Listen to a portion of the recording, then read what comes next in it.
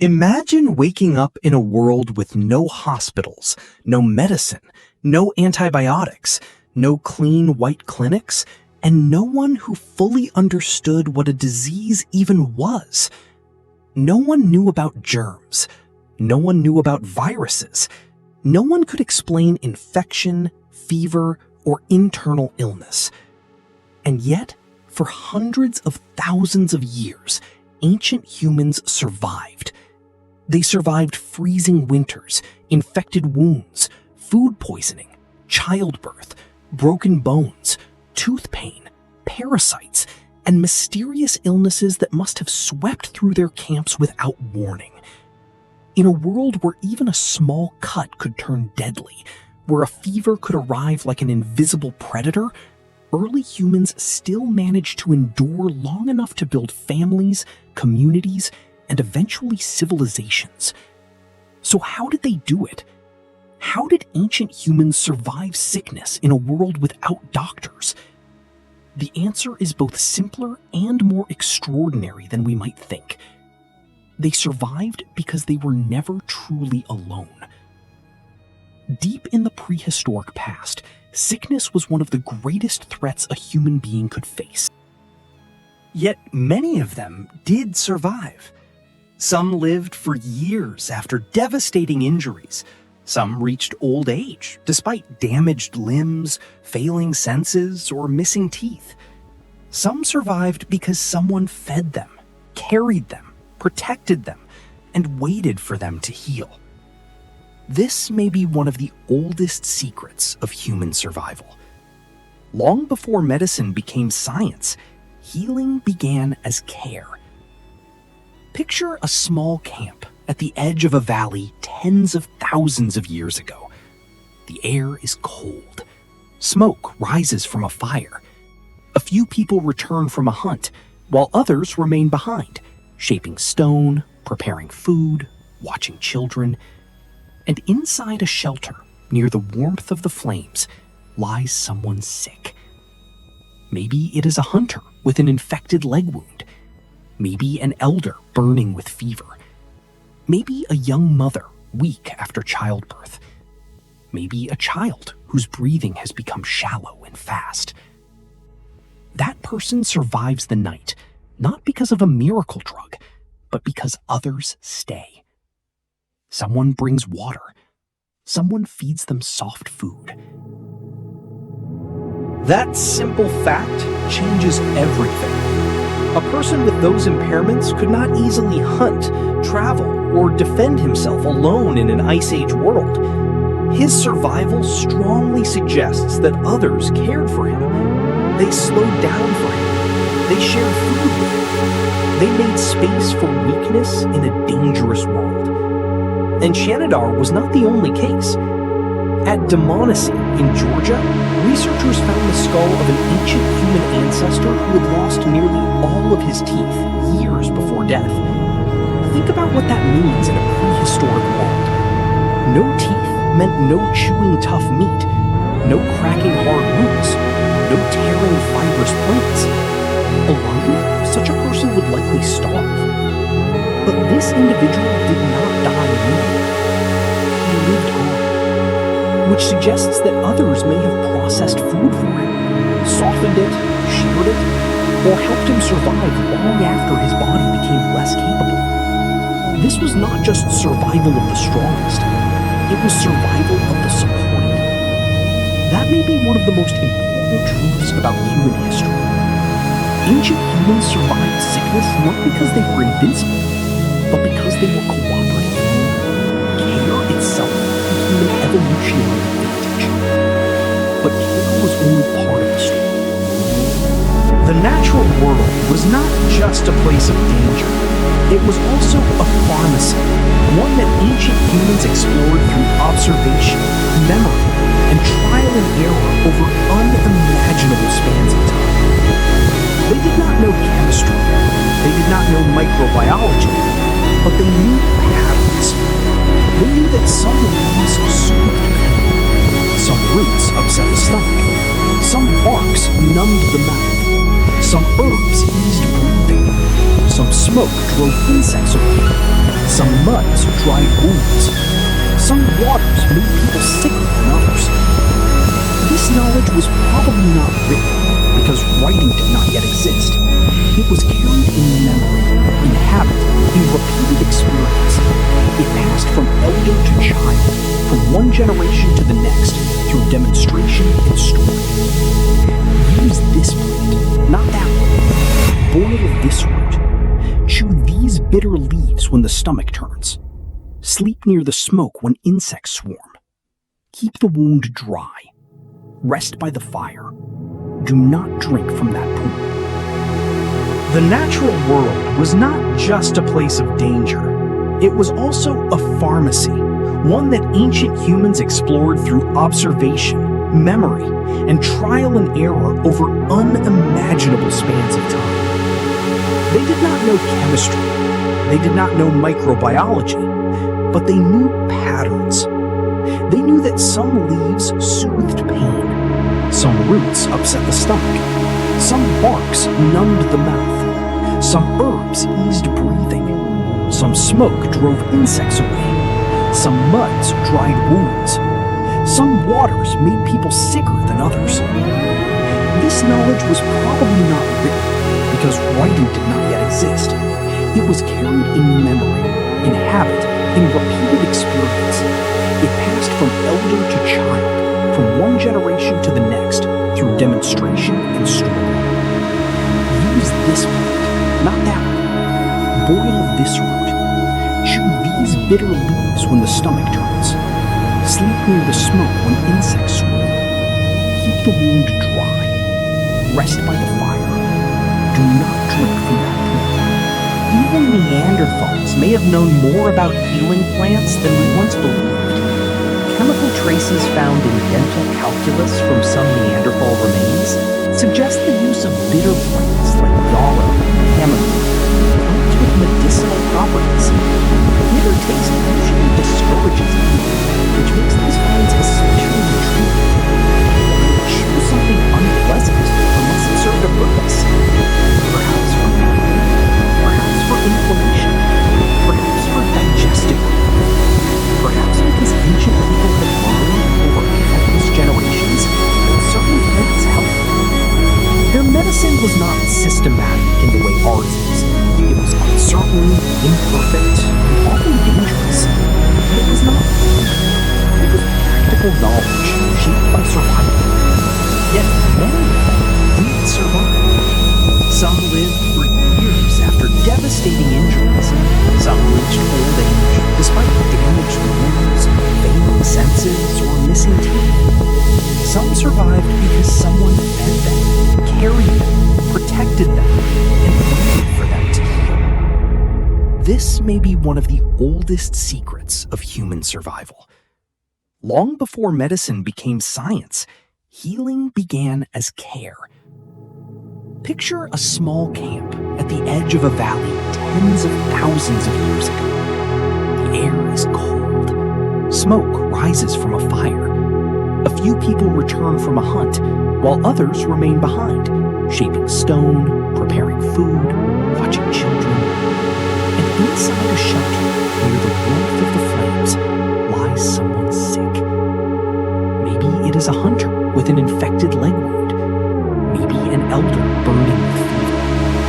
Maybe a young mother weak after childbirth. Maybe a child whose breathing has become shallow and fast. That person survives the night, not because of a miracle drug, but because others stay. Someone brings water. Someone feeds them soft food.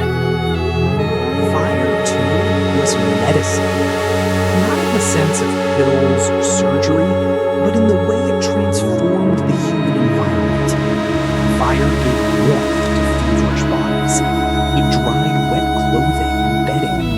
It cooked food into softer, safer meals that required less effort to digest.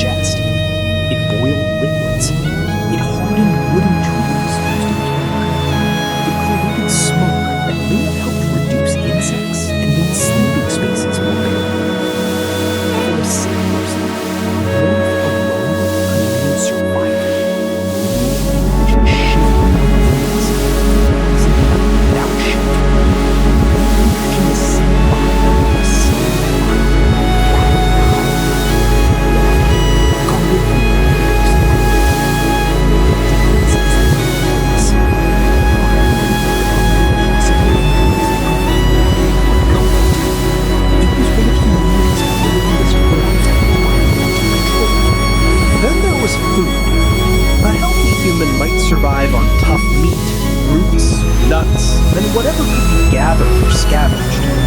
But a sick needs something else.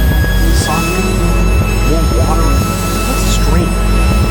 Ancient communities may not have understood calories or hydration, but they understood limits.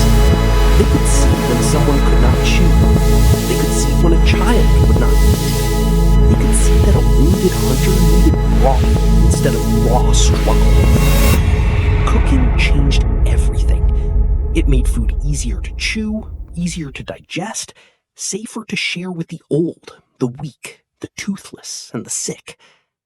In that sense, every ancient cooking fire was not just a place to prepare food, it was a place where survival could be redistributed. The strong could digest the hard, the weak could receive the soft, and the group could keep more of its members alive. Ancient humans also survived sickness because they lived. The natural world was not just a place of danger.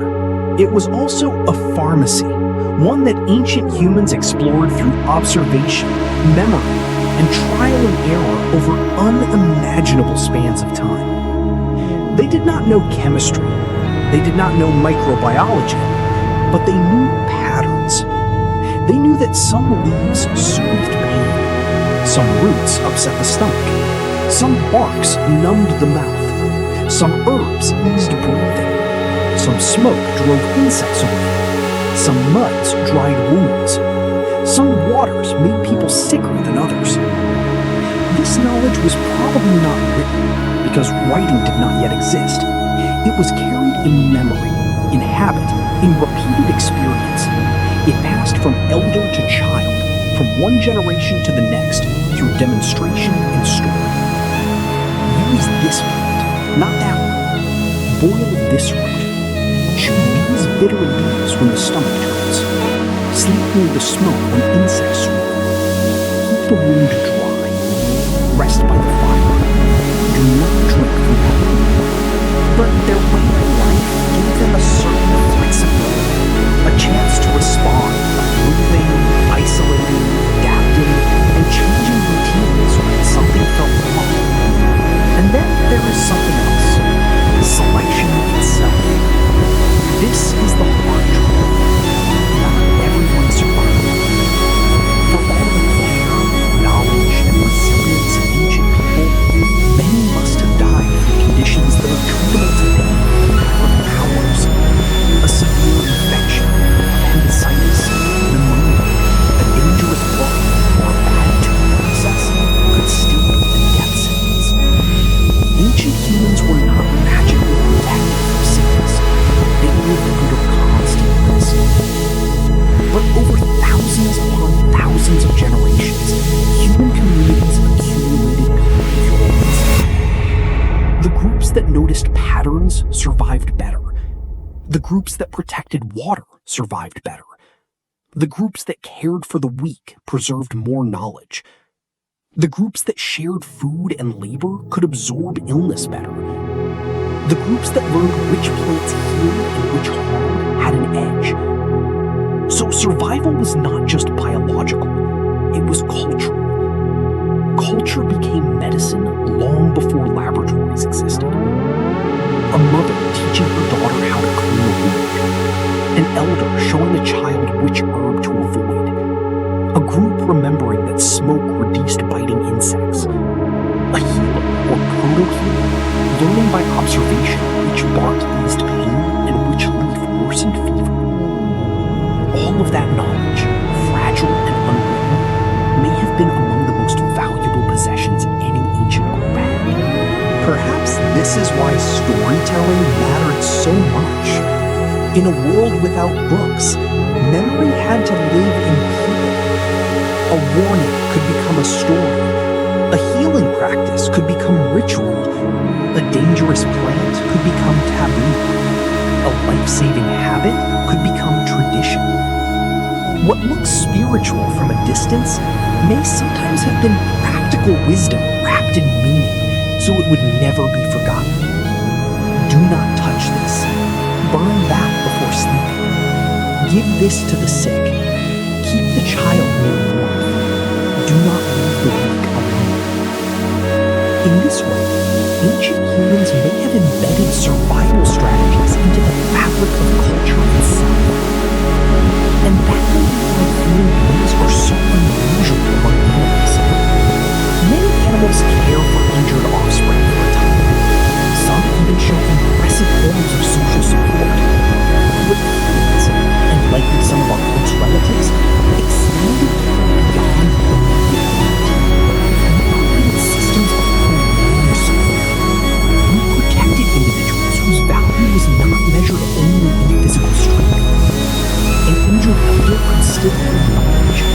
A weakened mother could still be essential. A sick child could still be the future. That changes how a species survives, because when a group keeps vulnerable people alive, it preserves memory, and memory is its own kind of medicine. A person who can no longer run may still know where the healing plants grow. A grandmother too weak to hunt may still know how to soothe a feverish child.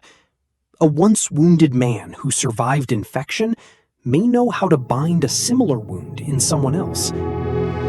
When illness struck, ancient humans may not have had cures, but they had experience.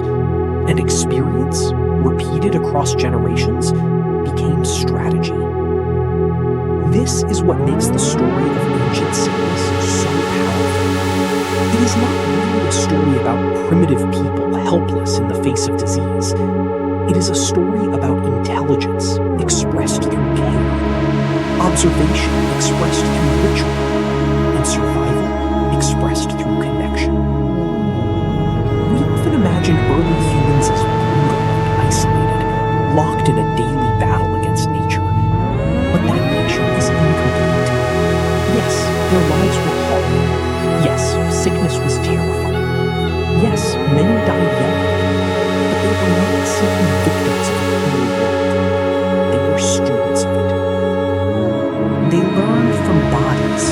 They learned from seasons. They learned from wounds. They learned from plants. They learned from failure. And most importantly, they learned from one another. That may be the deepest answer to the question: how did ancient humans survive sickness? They survived through fire, through movement, through food, through memory, through plants, through instinct, through patience, and through the quiet, costly act of staying beside the weak when the weak could offer little in return. In other words, they survived sickness the same way humans have survived so many impossible things. Together. Long before the first physician, someone sat beside the sick. Long before the first hospital, someone made space near the fire. Long before the first medicine cabinet, someone remembered which limb helped and which root harmed. Long before science explained disease, compassion was already keeping people alive. That is the hidden mystery inside every ancient skeleton that healed, inside every elder who outlived an injury, inside every toothless ancestor who survived years beyond what seemed possible, inside every grave that tells us a body was not abandoned when it became weak. Ancient humans did not conquer sickness. No one truly did, not for most of history. But they resisted it. They learned from bodies. They learned from seasons. They learned from wounds. They learned from plants. They learned from failure. And most importantly, they learned from one another. That may be the deepest answer to the question: how did ancient humans survive sickness? They survived through fire, through movement, through food, through memory, through plants, through instinct, through patience, and through the quiet, costly act of staying beside the weak when the weak could offer little in return. In other words, they survived sickness the same way humans have survived so many impossible things.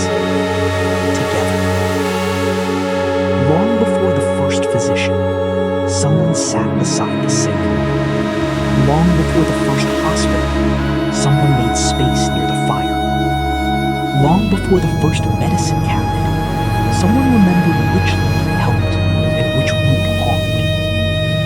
Long before science explained disease, compassion was already keeping people alive. That is the hidden history inside every ancient skeleton myth. Inside every elder who outlived an injury. Inside every toothless ancestor who survived years of life that seemed impossible. Inside every memory that tells us the lives of ancient humans did not call themselves. They were truly most history. They adapted to it. They endured. And by doing so, they carried our species through a world that should have broken us many times over. So, the next time you swallow a pill, visit a hospital, or recover from an illness with the help of modern medicine, remember this. The first chapter of healing was not written in laboratories. It was written in caves, campsites, and firelight. It was written in shared food, watchful nights, remembered herbs, and wounded people who lived because others refused to let them die. And perhaps that is the oldest medicine of all. Not knowledge alone, not technology alone, but care. Because before humans understood sickness, they had already begun to